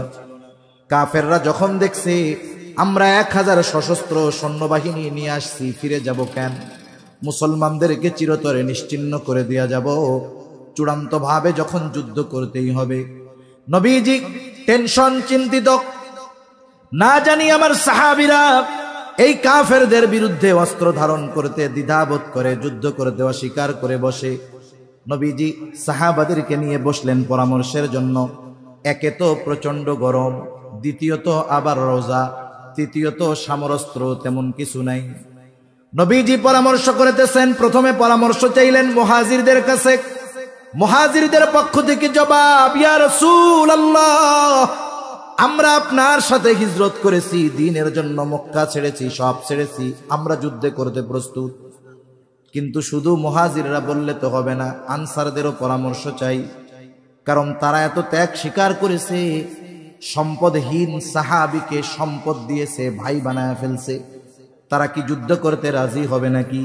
না জানি বলে বসে এত ত্যাগ স্বীকার করলাম, এখন কি জীবনটাও দেওয়া লাগবে নাকি? আনসারদের পরামর্শ চাইলেন নবী। আনসারদের মধ্য থেকে জবাব আসলো। আল্লাহর রাসূল সাল্লাল্লাহু আলাইহি ওয়াসাল্লামকে জবাব দিচ্ছেন সাদ বিন মুআজ রাদিয়াল্লাহু তাআলা। তিনি বলতেছেন, ইয়া রাসূলুল্লাহ, আপনি আমাদের কাছে যুদ্ধের ব্যাপারে পরামর্শ চাইতেছেন, আপনি শুনে নেন। আপনি যদি আমাদের সকলকে উত্তাল সমুদ্রের কিনারে দাঁড় করিয়ে দেন, আর যদি নির্দেশ দেন যে তোমরা এখনই এই সমুদ্রের মধ্যে ঝাঁপায় পড়ো, ইয়া রাসূলুল্লাহ, এই নির্দেশ দেওয়ার পরে আপনি তাকায়া দেখবেন আপনার নির্দেশের পরে একটা মানুষও সমুদ্রের কিনারায় দাঁড়িয়ে না। আপনি খালি নির্দেশ দিবেন আর সাথে সাথে আমরা ঝাঁপায় পড়ব, আপনি টেনশন করেন কেন? আরেকজন বলতেছে, ইয়া রাসূলুল্লাহ, আমরা আপনার সামনে পেছনে ডানে বামে চতুর্দিকে থেকে এমন ভাবে যুদ্ধ করব যে আপনি খুশি হয়ে যাবেন। নবীজি যখন দুই পক্ষের থেকে পরামর্শ করার পর সম্মতি পাইলেন, এইবার 313 জন যোগটোক কইরা খুঁটে কুড়ে পাওয়া গেছে। 313 জনের কাছে অস্ত্র ছিল সর্বসাকল্য 100 তলোয়ার। সকলের ঘোড়াও নাই। পায়ে হেঁটে উত্তপ্ত গরম বালুর মধ্যে রোজা রেখে 313 জন 1000 সশস্ত্র কাফেরের বিরুদ্ধে লড়াই করতে গিয়েছে। এই ইমানদার বাহিনী ওই সময় গোটা দুনিয়ার সবচাইতে আধুনিক সমরস্ত্র নিয়ে আসছে আবু জেহেল একদিকে, আর এইদিকে গড়ে নিরস্ত্র 313 জন। তবে তাদের কাছে অস্ত্র ছিল না, সমরস্ত্র ছিল না, চলার জন্য বাহন ছিল না। কিন্তু ওই 313 জনের ঈমানি শক্তি এমন ছিল, ওই নিরস্ত্র 313 জনের হাতে সশস্ত্র 1000 কাফেরের শোচনীয় পরাজয় হয়েছে। অথচ বনী ইসরাইলদেরকে যুদ্ধ বিজয়ের সুসংবাদ দিয়েও যুদ্ধে বাড়ানো যায় না। আপনি আর আপনার রব গিয়ে যুদ্ধ করেন, আমরা এখানে বসলাম, আমরা যুদ্ধ করতে পারবো না। পয়গম্বর সাইয়্যিদুনা মুসা আলাইহিস সালাম চরম পর্যায়ের হতাশ হয়ে গেলেন। চিন্তা করেন, প্রত্যেকটা নবীকে আল্লাহ তাআলা সৃষ্টি জগতে যত মানুষ আছে সব মানুষদের মধ্যে সর্বোচ্চ ধৈর্য আল্লাহ তাআলা প্রদান করে। নবী হিসাবে মুসা আলাইহিস সালাম ধৈর্যশীল ছিলেন, কিন্তু ওদের অবাধ্যতা, সীমা লঙ্ঘনের মাত্রা কতটা বাড়ছে, উনি হতাশ হয়ে আল্লাহ তাআলার কাছে দোয়া করতেছে। কি বলতেছে? قال رب إني لا أملك إلا نفسي وأخي فافرق بيننا وبين القوم الفاسقين। মুসা আলাইহিস সালাম তাদের এহেন আচরণে এতটা কষ্ট পাইলেন। মুসা আলাইহিস সালাম বলতেছে, ও আমার রব, ইন্নী লা আমলিকু ইল্লা নাফসি ওয়া আখি, আমার নিজের উপরে আর আমার ভাইয়ের উপরে ছাড়া আর কারো উপরে আমার নিয়ন্ত্রণ নাই। ওই দুই আল্লাহর বান্দাও এর মধ্যে শামিল, যে এদের ছাড়া কারো উপরে আমার নিয়ন্ত্রণ নাই, কেউ আমার কথা মানে না, কেউ আমার কথা শোনে না। যেহেতু এদের সাথে একটা সম্পর্ক আমার ছিল আপনার নির্দেশে, ফাফরুক বাইনানা ওয়া বাইনাল কওমিল ফাসিকিন, আয় আল্লাহ আপনি এই ফাসিকদের থেকে সম্পূর্ণরূপে আমাকে আপনি পৃথক করে দেন, আমি এদের সাথে আর থাকতে চাই না।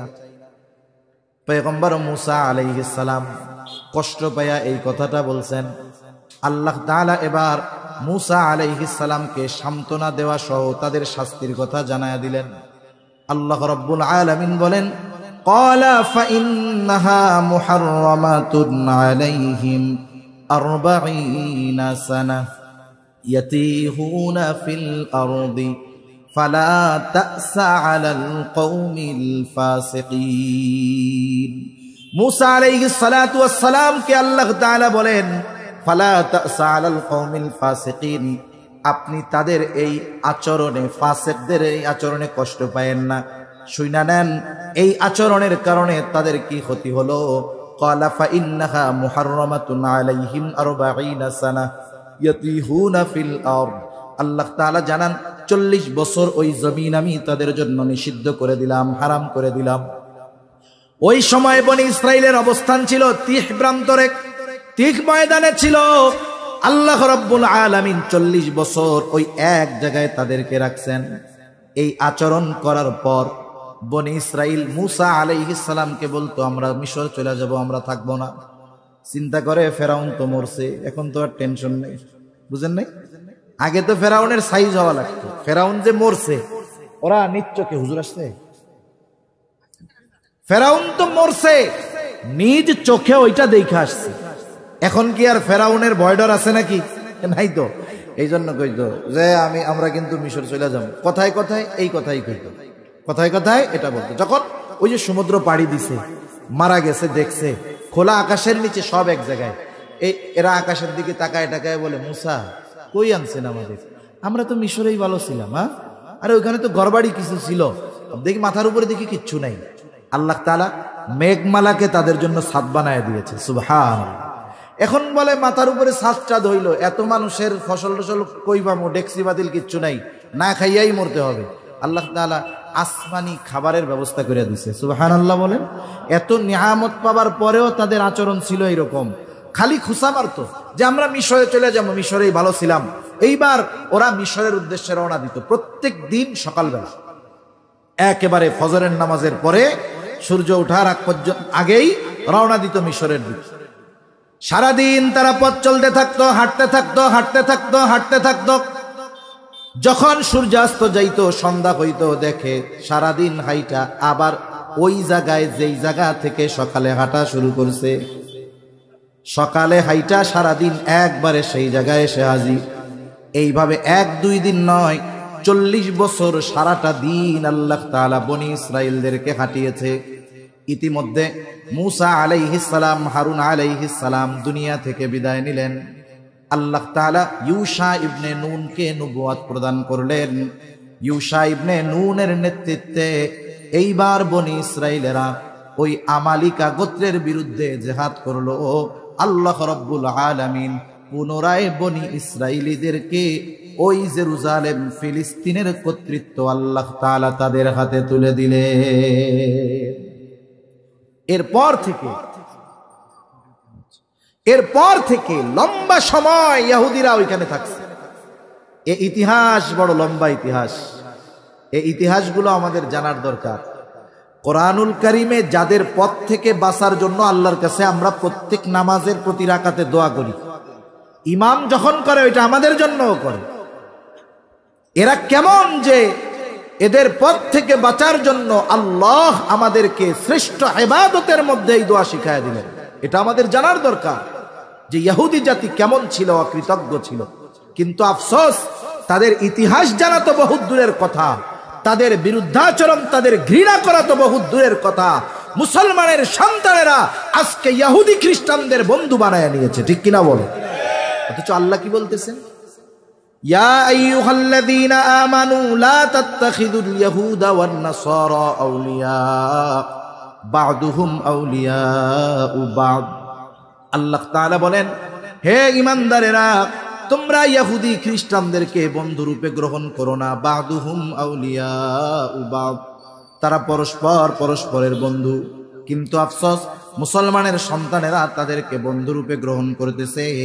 এই জন্য প্রত্যেকটা মুমিনের ঈমানের দাবি যে ইহুদি নাসারাদের ধৃষ্টতার ব্যাপারে নিজে পরিপূর্ণভাবে জানা, নিজের অন্তরে তাদের প্রতি ঘৃণা রাখা, সাথে সাথে আগামী প্রজন্মের অন্তরেও তাদের প্রতি ঘৃণা সৃষ্টি করার চেষ্টা করা, তাদের প্রতি ঘৃণা পোষণ করা, এটা আমাদের ঈমানি দায়িত্ব। কেন? আমরা আমাদের সন্তানদের বুঝাবো যে কেন আল্লাহ তাআলা তাদেরকে অভিশপ্ত করেছেন। আমাদের সন্তানদের রন্ধ্রে রন্ধ্রে এগুলা ঢুকায় দেওয়ার দরকার।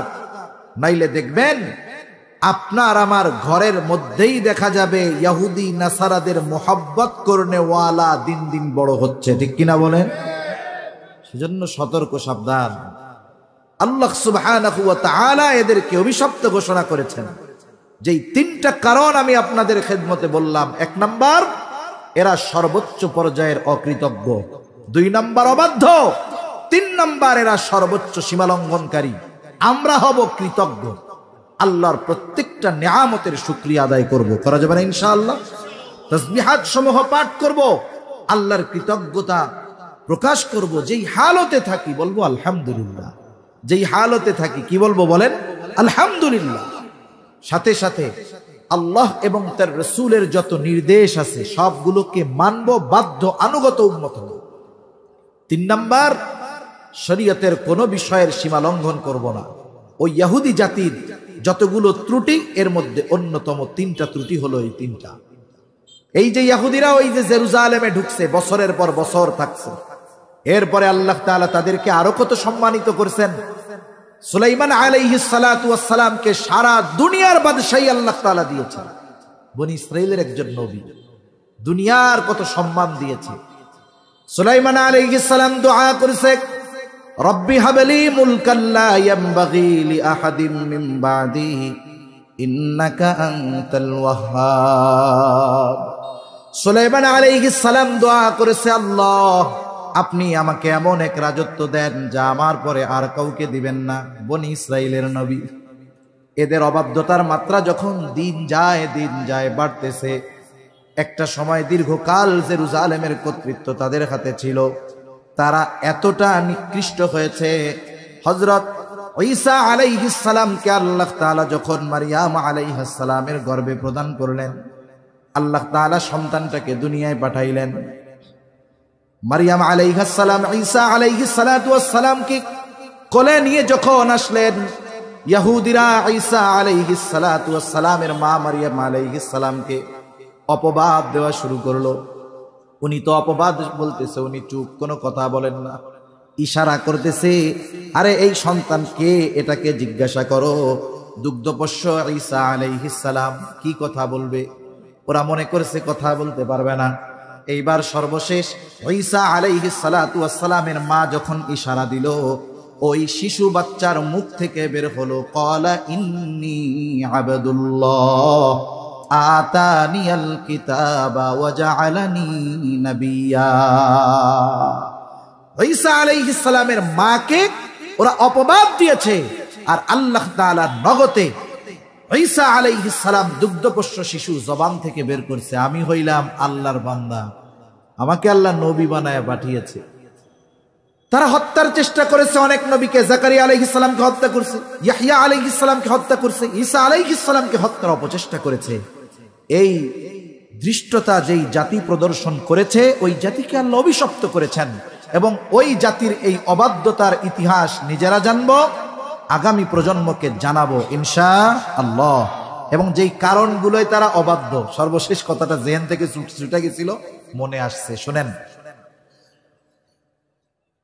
আমার তাফসিরের নামটা খেয়াল আসতেছে না, যাই হোক, মুফাসসিরিনে কেরাম বলতেছে যে বনি ইসরাইলরা যেই সব কারণে অবাধ্য, যে সব কারণে তারা অভিশপ্ত, ওই কারণগুলো যদি উম্মতে মুহাম্মাদির মধ্যে আসে তাহলে কি হবে জানেন? ওই বনি ইসরাইলদেরকে দিয়ে, ওই ইহুদিদেরকে দিয়ে, ওই অভিশপ্তদেরকে দিয়ে আল্লাহ তাআলা আমাদের সাইজ করাবে। কি করাবে? আমাদের সাইজ করাবে। এজন্য ওরা যেই সমস্ত বিষয়ের কারণে অভিশপ্ত, ওগুলো থেকে আমরা বেঁচে থাকবো ইনশাআল্লাহ। আল্লাহ তাআলা আমাদের তৌফিক দান করুন, সকলে বলি আমিন।